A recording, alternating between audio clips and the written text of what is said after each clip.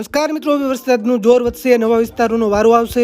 વિડીયોમાં આપણે આઈએમડીનું મોડલ હોય, વેધર મોડલ હોય, સેટેલાઇટ ઇમેજનું વિશ્લેષણ કરી આગામી 12 કલાક દરમિયાન એટલે કે 20 જુલાઈને વાર સોમવારે ક્યાં નવા વિસ્તારોમાં મેઘરાજા તોફાની બેટિંગ કરશે તેની વાત કરી છે। પણ તે પહેલાં અત્યારે કયા વિસ્તારોમાં મેઘરાજા ધબધબાટી બોલાવી રહ્યા છે તેની ફટાફટ વાત કરી લઈએ। મિત્રો, ભાવનગર જિલ્લામાં મેઘમહેર જોવા મળી રહી છે। ભાવનગર જિલ્લાના તળાજા તાલુકાના બોરડા, પસવી, કોદિયા સહિતના ગામોમાં ધોધમાર વરસાદ તૂટી પડતા ખેડૂતોમાં ખુશીનો માહોલ છવાયો છે।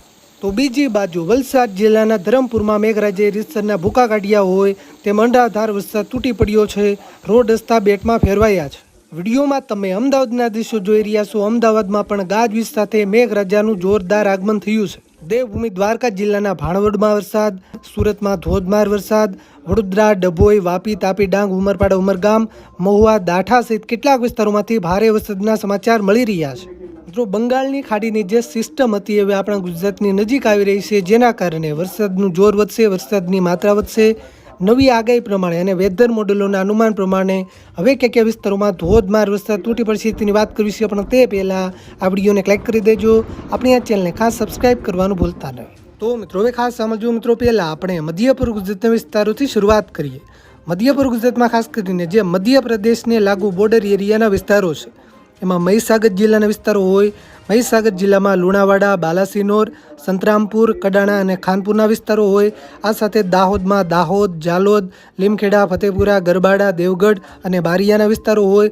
પંચમહાલ જિલ્લામાં પાવાગઢ, ગોધરા, હાલોલના વિસ્તારો હોય। છોટાઉદેપુર જિલ્લામાં બોડેલી, ક્વાંટ, પાવી, જેતપુર, સંખેડા, નસવાડીના વિસ્તારો હોય। આ વિસ્તારોમાં વરસાદની શક્યતા વધારે છે। આ જિલ્લાઓના કેટલાક વિસ્તારોમાં હળવા મધ્યમ વરસાદ, અમુક વિસ્તારોમાં ભારે વરસાદ પણ વરસી શકે। આ સાથે મધ્ય પૂર્વ ગુજરાતના બાકીના વિસ્તારો અમદાવાદ, આણંદ, ખેડા અને વડોદરા જિલ્લામાં પણ વરસાદની આગાહી છે। આ જિલ્લાઓના કેટલાક વિસ્તારોમાં હળવો વરસાદ, અમુક વિસ્તારોમાં મધ્યમ વરસાદ, આવતીકાલે આ વિસ્તારોમાં ભારે સુધીનો વરસાદ પણ વરસી શકે।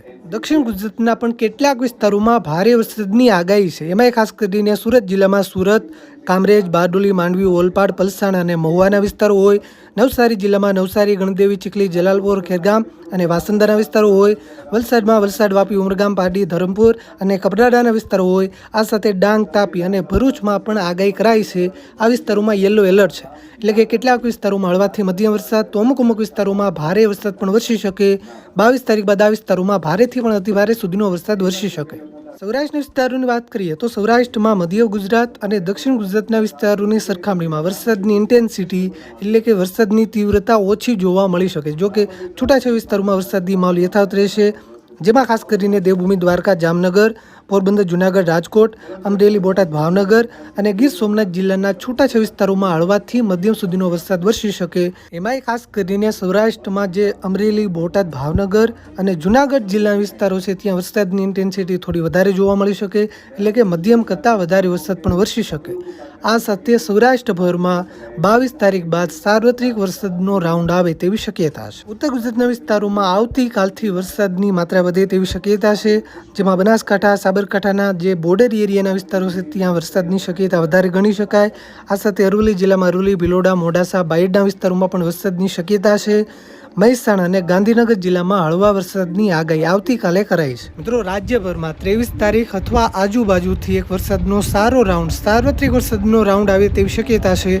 તમારા વિસ્તારમાં વરસાદ છે કે નહીં, વિસ્તારનું નામ લખી નીચે કોમેન્ટ કરવાનું ભૂલતા નહીં। વિડીયોને તમારા બધા ગ્રુપમાં શેર કરજો, જેથી બધા ખેડૂત મિત્રો સુધી માહિતી પહોંચે। લાઇક કરી દેજો, ચેનલને સબસ્ક્રાઇબ કરવાનું ભૂલતા નહીં।